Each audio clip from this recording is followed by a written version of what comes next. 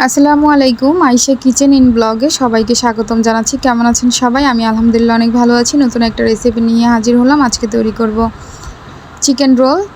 আর chicken রোলটা খেতে কিন্তু ভীষণ মজা, আর আমার ছেলে মেয়ে অনেক পছন্দ করে, তাই আবার চিকেন রোলের রেসিপিটা নিয়ে আসলাম।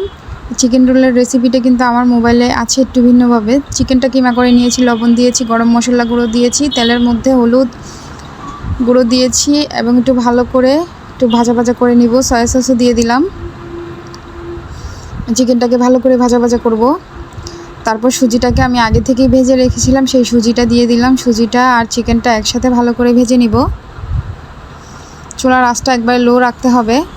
সামান্য একটু তেলও দিয়ে দিয়েছি আর ম্যাজিক মশলা দিয়েছি। ম্যাজিক মশলা তো জানেন সব কিছু মধ্যে দিলে খেতেই খুব ভালো লাগে, টেস্টটা ভালো আসে।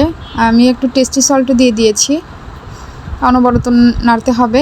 চুলার আঁচটা একবারে মিডিয়ামে রাখতে হবে।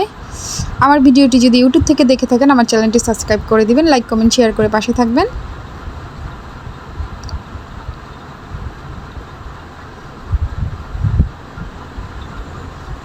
এখন আমি কিছুটা ধনিয়া পাতা দিয়ে দিব। ধনিয়া পাতা দিয়ে আবার কিছুক্ষণ একটু নেড়ে ছেড়ে দিব।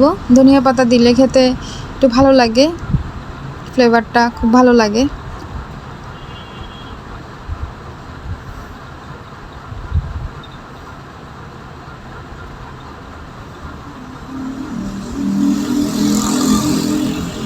আমার হয়ে গিয়েছে, আমি এখন নামিয়ে ফেলবো। আর রোলের জন্যে আমি রুটির শিট করে নিয়েছি। এটার রেসিপি কিন্তু আমার মোবাইলে আছে, আপনারা চাইলে দেখে আসতে পারেন। এটা খুব সোজা বানানো। কর্নফ্লাওয়ার, ময়দার, ডিম দিয়ে আমি বানিয়েছি রুটির গোল শেপ দিয়ে। আপনারা চাইলে আপনাদের শেপ অনুযায়ী তৈরি করতে পারেন। এখন আমি আঠার তৈরি করেছি ময়দা দিয়ে। ময়দাটা ঘন করে নিলেই এটা আঠার মতো হয়ে যায়। আর মাঝখানে আমি পুরটা দিয়ে দিয়েছি চিকেনের। এখন আমার মতো করে রোলের শেপ দিয়ে দিব,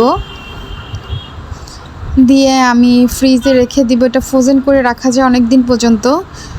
আমি বের করে দেখাচ্ছি, ফ্রিজে রেখে দিয়েছিলাম আগের দিন।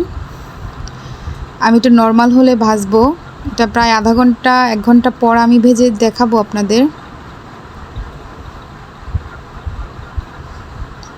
সাথে সাথে বরফ অবস্থায় ভাজলে ভিতরে কাঁচা থাকে। তেলটা হালকা যখন গরম হয়ে যাবে, আমি রোলগুলো দিয়ে দিব। চুলার আঁচটা একবারে লোতে রাখতে হবে।